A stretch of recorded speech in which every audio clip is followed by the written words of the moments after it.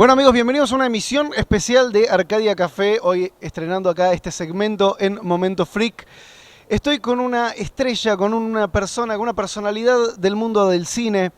Él se hizo mundialmente famoso gracias a las precuelas de Star Wars, episodio 2, episodio 3, y acaba de visitar la Argentina para el evento Argentina Game Show for Me, a quienes le mandamos un saludo y agradecimiento, el señor Temuera Morrison, también conocido como Jango Fett. How are you doing, Temuera? How do you like Buenos Aires so far? Well, it's a beautiful city. It's quite different from where I'm from, New Zealand. So, yes, it's rich with history, and the architecture is beautiful.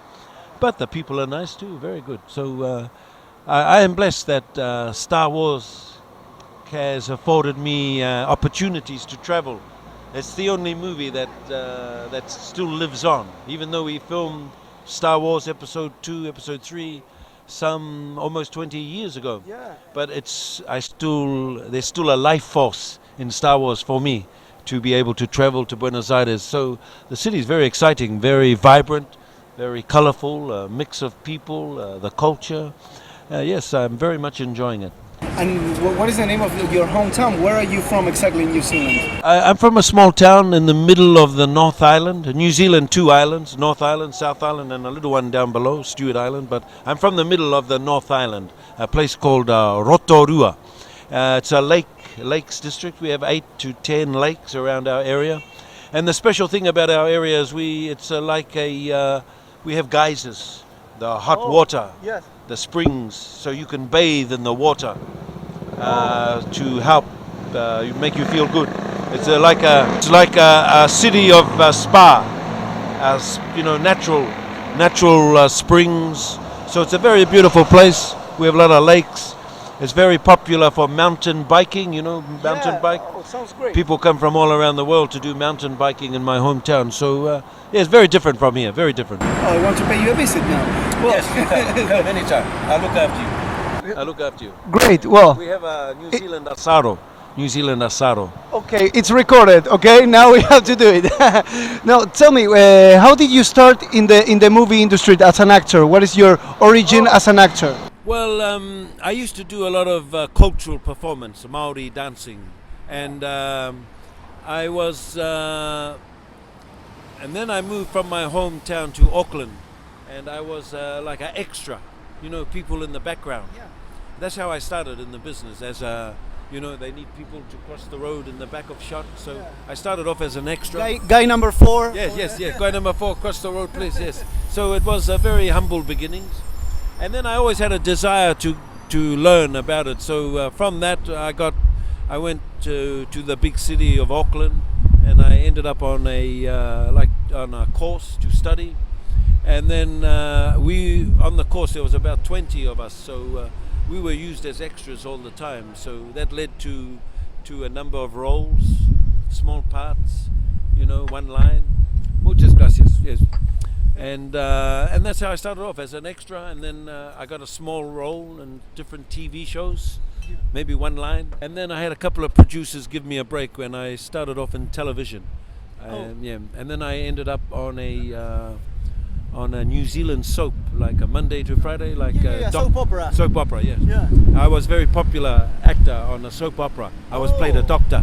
Oh. Yeah. Like General Hospital. Yes, New Zealand version of General Hospital. Yes, Great. yes, like ER. Yeah, ER. But I was George Clooney of New Zealand.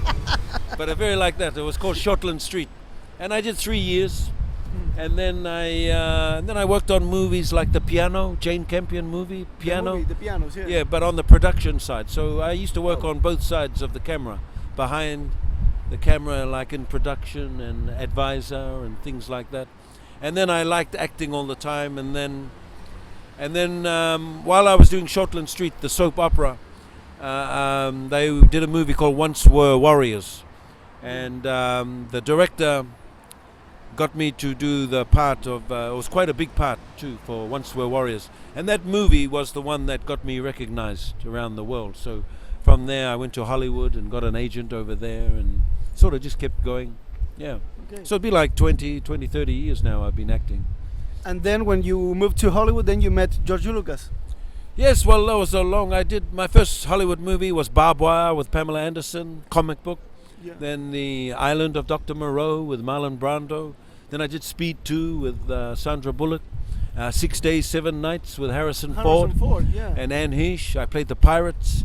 And then not long after that, I met the casting agent for Star Wars. Her name was Robin Gerland. Funnily enough, I was staying in the hotel and I got my letter from my agent in Los Angeles to go meet Star Wars lady, and she was in the same hotel above me, so I only had to go one floor. That's convenient. Yes, very convenient. It was funny. It just felt funny. I see the thing. Oh, so we had a talk. We had a video set up, and she just basically we had a nice chat, nice talk, and then a few months later, I got a phone call to say yes, we'd love you to play Jango Fett in Star Wars, and I went yes. But then I had to. Who's Jango Fett? So you weren't familiar with the Star Wars fandom and stuff? No, I wasn't a big fan of Star Wars. I knew of it, but obviously, I wasn't like an avid fan or anything. So they told me a little bit of history, and then because they were filming in Sydney, Australia, it's very close to New Zealand. Yeah. So that's why subsequently he used a lot of New Zealand actors, Australian actors, because we were working in Australia. So yeah, it worked out pretty good. And you play Jango Fett and also the clones. But is it true that you actually never wore the costumes? The costume we see, the armor we see on screen. You never actually wore it. No costume. We just had to wear like a ballet blue lycra, blue lycra. Everything. Blue Man Group. Yeah, blue. But the trouble with the blue lycra, it was so tight. So my little chihuahua was poking out. So I had to ask for a bigger, thicker fabric. Thicker fabric, so it would hide my little chihuahua. The package. Hide the package. See. Okay. Because there's not much in the package anyway. So, wow. He's modest too. Yeah. When it gets excited, it gets a little bigger. Yeah. And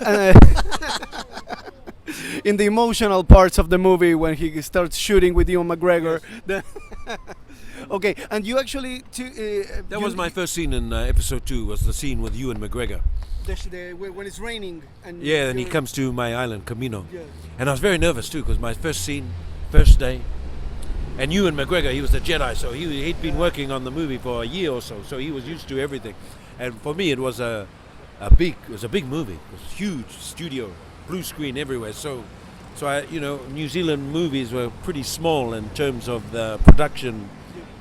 2 trucks, 3 or 4 trucks, a couple of cars, but on a Lucas movie, it's so big. So I was very nervous the first day. So I had to try and relax very quickly. So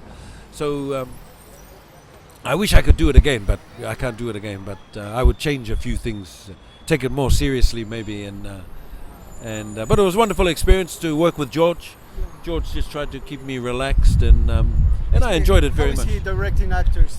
Yeah, very good, very good. He sets a nice platform, and he wants everyone to relax, and he doesn't get overly excited about everything. He just keeps it very calm, and that was the big thing. He just wanted me to be cool, play it pretty simple, and because sometimes we actors we get a bit excited and we start to act too much, and really it's about the opposite. It's about not acting, just like you and me now, just talk, relax, So keep it pretty thing. So he was good that way, just trying to get me relaxed. So it was a pretty cool character to play too, just with all the armory and the jetpack and all of that. And so yeah, it was a wonderful, a big blessing for me, and a wonderful privilege to be able to work on Star Wars. And then I kept getting after we shot the movie, I kept getting phone calls to do the voice for the other clones and the video games. Yeah, and the video games, but also in the movie there are other voices of the Captain Rex and and different ones and different elite kind of stormtroopers. So you play a lot of guys actually. Yes, I played the most.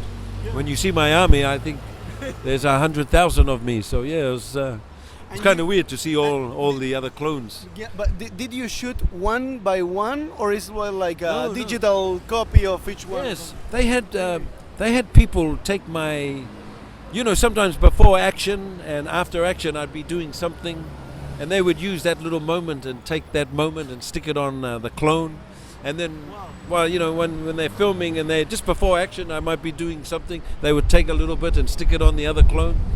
So the people involved in the special effects, They got to know me very well just from my movement, my facial expressions and everything. So that's how they did it. They just got moments, bits and pieces.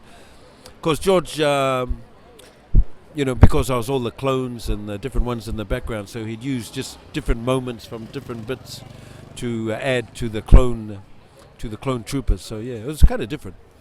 And after the movies, you worked in the video games, Battlefront 1, Battlefront Yeah, 2, and the new Battlefront video games. How is it working in the voice acting? Well, it's it's not that easy. It's quite demanding to say a lot of instructions, if you know what I mean. It's not the most meaningful script or dialogue. It's pretty more instructive. But I try to bring a little bit of attitude. I try to think I'm like Dirty Harry, Clint Eastwood. Make my day. Make my day. How many bullets have I got? 4 or 5. So I try and bring that kind of that Clint Eastwood attitude. When he played a cowboy, Yeah. and they have the little cigar, and they got the hat, and they do very minimal. They just move their eyes like this. They're very, very subtle, very subtle. So I try to bring a little bit of that to my character of Jango Fett and Boba Fett in the games. Hey, make my day that you're useless. And nowadays, you were also working with Disney. You Yes. played Moana's dad in Moana. Yes, How was your experience working in Disney? That was fantastic, fantastic. I got to travel to Los Angeles quite 4-6 times to go to the Disney animated studio in Burbank. It was wonderful to be involved with with such a production, animation. And to play Chief Tui was just fantastic. I had to audition like a lot of people. They looked all around the world for people. But because it was Polynesian, because I'm Maori from New Zealand, and we have Maui in our genealogy, in our whakapapa, so I really enjoyed the process. Again, it was just voice. But interesting when I auditioned for when I auditioned for Moana, they wanted to video myself as well, Yeah. so to see the person. So they wanted a complete kind of performance for the audition. So it was an interesting process. I had about 2 or 3 callbacks, and then they made the decision to go with me. So it was good, wonderful experience. I really enjoyed Moana, especially for the children. All the kids in New Zealand love Moana, and it was nice to see a Polynesian story make it to the Disney world. I wanted to ask you, from your personal point of view, from being from New Zealand and stuff, how do you think they portrayed it, your folklore? Well, they had a number of cultural advisors. Some things were beautiful. The stars, the way finding, navigation, very good. And the way they use the stars, and the spirituality of Grandma Tala when she passes and she turns into the stingray. Those things were very, very, very special and well done and very spiritual. And that was the difference with the Disney movie. There was a lot of spirituality in there, and the way they make the ocean come alive, because the ocean to us is a god, Tangaroa. Oh. So they had a lot of life to the ocean.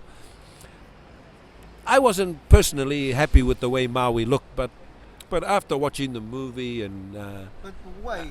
Explain us. well, I was just saying that he was a bit too big for my It doesn't liking, make a bit sense, too right? big, and a bit when he lives off fish, you don't get that big, and I just wanted him to have more sharper features, like more handsome and quite well, good fit body, things like that. But hey, maybe that's just a romantic notion of mine. But who knows what he looked like? It was generations and generations ago. So, and you look at the New Zealand and the Polynesian people today, we are very big people and very kind of got the chingy eyes from the Asian influence, the Polynesian influence. So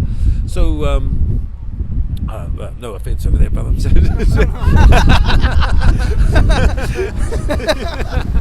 we have a Japanese cameraman today. He didn't mean any to offend. Yeah. I was talking about the eyes, but We got the same similar eyes. Similar. But similar eyes, but yeah, but He's used to it all the time. The people tell okay. him. but there was so much good and spirituality in the movie. It drowned out some of the things I didn't like, but I thought it was pretty good. And there was just I think for me it was the fact that it highlights how the Polynesians could sail. You know, they were very good navigators of the ocean. They could, we could go from New Zealand to Tahiti, to Hawaii, to Rapa Nui, just How long ago? of Chile. For Years and years. They could sail all of the Polynesian Triangle, so they were great navigators. And those things Disney really showed, made us proud, you know. Those So kinds of also all the mystical part and, Yeah. and the spiritual part. So it's faithful to Yeah, the ancient religion of New Zealand and Polynesia. Well, they have to make a story at the end of the day, you know, so that's viable for the children, you know. And I heard they didn't want to make Maui too handsome because of Moana's character, you know. They wanted to sort of, you know, they didn't want any kind of like a romance kind of thing going on because it was, but overall, and I was interested in the reaction from the people, but when you look at the reaction overall, it was just fantastic. The kids know the music, they sing the songs, and it's uplifting for our people at the end of the day. So very good. And what are you doing nowadays? You're involved now with a new, very big. ¿Qué pasó? Okay. Nowadays, you're involved again with a very big franchise, which is the superheroes in DC Comics. Now you're acting in Aquaman. Tell us about it. Well, yes, this was fantastic. I was in Los Angeles at the time, and I met the casting agent for Aquaman. Who are you playing in Aquaman? Well, I play his father, Tom Curry, the lighthouse keeper. So yeah, it came from meeting the casting agent. Then I found out later on that Jason was a big fan of mine. Jason Momoa, who plays Aquaman. He had seen one of my movies, Once We're Warriors, an old New Zealand movie about 20 years ago. It was a very powerful film, Once We're Warriors. So Jason and the casting agent and the producers and the director, James Wan, they agreed to put me in the movie. So again, I was very lucky. We filmed this movie in Australia. We only finished 2 weeks ago, the movie. So again, I got to play with Nicole Kidman. Wow. I don't like to say too much about Aquaman, but the big thing is this is going to be quite special, quite new, quite fresh, because most of the movie takes place underwater.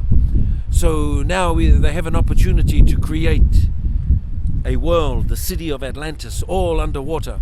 The sea creatures, the warriors, and it's going to be something that we've never seen before. So marry that up with action, a bit of humor, a bit of comedy. So I think it's going to be good in those terms. It just feels very good. Had a great director, James Wan. Yeah, James Wan is mostly known because of horror movies. He's a horror movie director. Yes. Now, how is he with this new style in the superhero movie?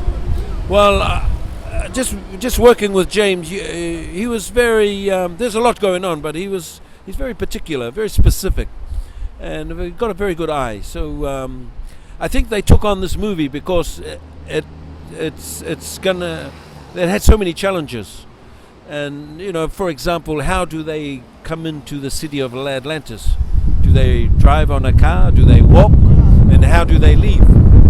So those kinds of things all had to be thought about, you know. And so it's going to be interesting to see the colors, to see characters, fish people that, you know, a world underwater. A whole world underwater is going to be incredible. So I'm really looking forward to it. My part was just the lighthouse keeper. So Yeah, but you get to kiss Nicole Kidman, right? yes, a number of times. Yeah. Yes, yeah, very nice too, very nice. And she was wonderful to work with. She's such a professional, such a relaxed. She's very gentle and very professional. It was just what James even said too, that he really enjoyed working with Nicole and myself. We were there every day, just working hard, there for the project there. So it was nice. I watched Nicole work closely too, because I got very close to her, and she was nice to watch. She don't do the same thing each take. every take a little bit different. You know, she have a nuance, very shade and light. So every take was a little bit different, and it was nice to watch that. You know, sometimes we do the same thing over and over and over again, many angles. But with Nicole, she brings in a little bit of spice, a little bit of color, and changes things around. Maybe something a little bit more with her eyes. Very subtle too. I only watched it because I worked, you know, very hard to see. But because I was working so close to her, it was nice to watch her work and be that close. So I really enjoyed the experience. And one movie I'm really looking forward to. And again, I owe a big thank you to Jason Momoa. He was the one that said, yes, I want Temuera Morrison to play my dad. So he was a big support. So that's how it came about, I think. And with the producers agreeing to those things, it was wonderful again. And I'm looking forward to this one because the underwater stuff is just going to look unbelievable. And then you can imagine what kind of merchandising is going to come out of Aquaman 2 with maybe sharks and toys and fishies. Speaking about action figures and everything, do you like to collect your versions of the action figure, like having Django's in your house and stuff? I haven't got one. Really? Nothing. I haven't even got a movie. But, I have no movie of myself, no action figure. But I sign a lot of them. I just go, yes, there you go. Yes, this is me. Yes, good. You were also in another, I almost forgot, in another superhero movie. You were in Green Lantern. Yeah, DC too, Green Lantern. We filmed that some time ago in New Orleans. I played Abin Sur.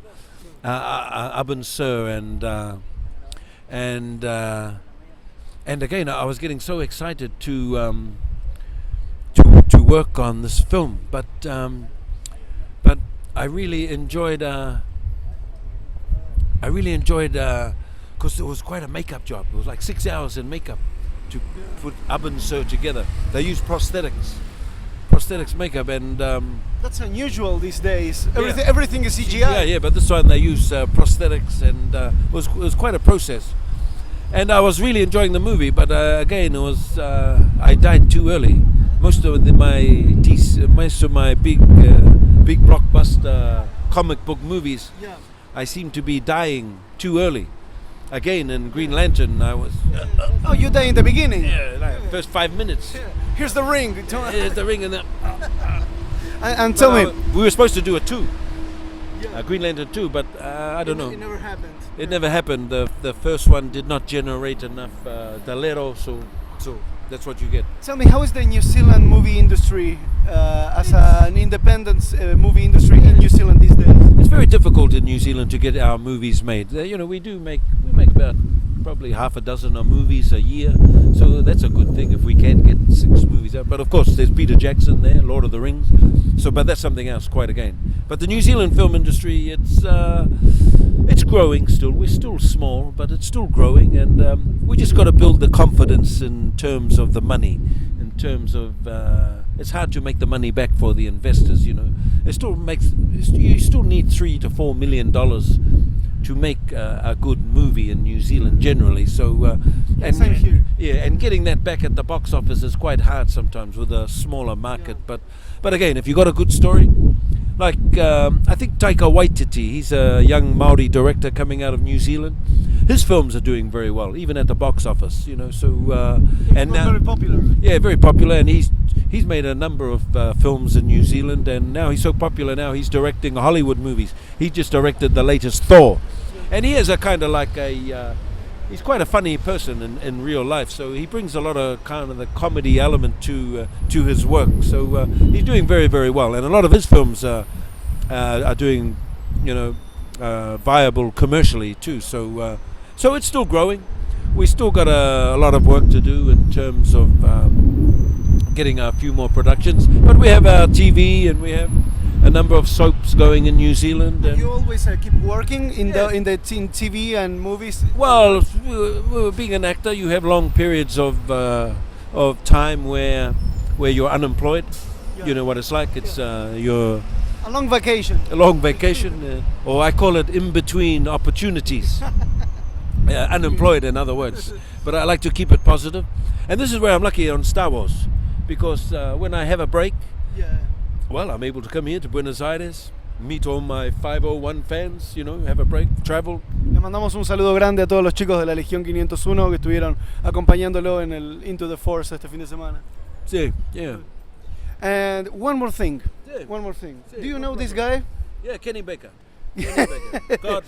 God bless Kenny. Yeah. God bless. Rest in peace, Kenny. Rest in peace. Now, Rest in peace, Kenny Baker. I will Rest ask. in peace. I will ask you. Can you give us a signature on Sí. this R2D2? Yeah. Okay. Pasame producción, por favor. El Sharpie.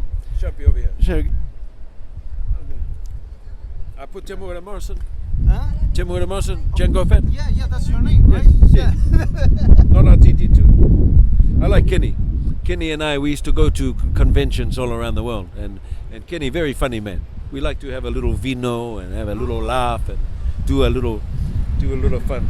Sometimes Kenny used to get too drunk. I had to take him back to his room. Aquí, date la vuelta y filmalo mientras filma. But he's a nice man. Django Fett. Django Fett. There you go.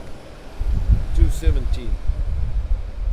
Very good, very good. Thank you very much. Let's Let's put him show over. it to the camera. Okay. Yeah. Okay, well, Temuera, thank you so much. No, thank you. Muchas gracias. For this interview. We hope you have a good time here Thank in you. Buenos Aires. No, we're having a very good time. I'd like to thank the organizers of the game show, Argentina, my good friend Gonzalo, and everybody, the 501s, Serge for taking care of me. I've had a wonderful time here, and at the end of the day, it's people. It's the people contact. So some of the people from the 501s, they were excited to see me. Some still can't believe it. Some got emotional, and I could see them. So it was nice to come and for them to welcome me and make me part of their family. So I had a wonderful time. Okay, Amén. great. Thank you so much. Bueno, muchas gracias a todos por haber visto la entrevista. Queremos dejarle un agradecimiento muy grande, bueno, a los chicos de Argentina Game Show for Me, por haberlo invitado al evento. Y por supuesto, tómame al muchacho que tengo acá, que le estuvo organizando el evento Into the Force de Star Wars. Muchas gracias a vos también. Gracias a ustedes. Sabes que te quiero, ¿no? Sí, yo también. Bueno, seguimos. ¿Qué? Me debes otra. Bueno, cállate. Bueno, hasta hoy en esta edición muy especial de Arcadia Café. Cheers. Cheers. De Arcadia Café y nos volvemos al estudio.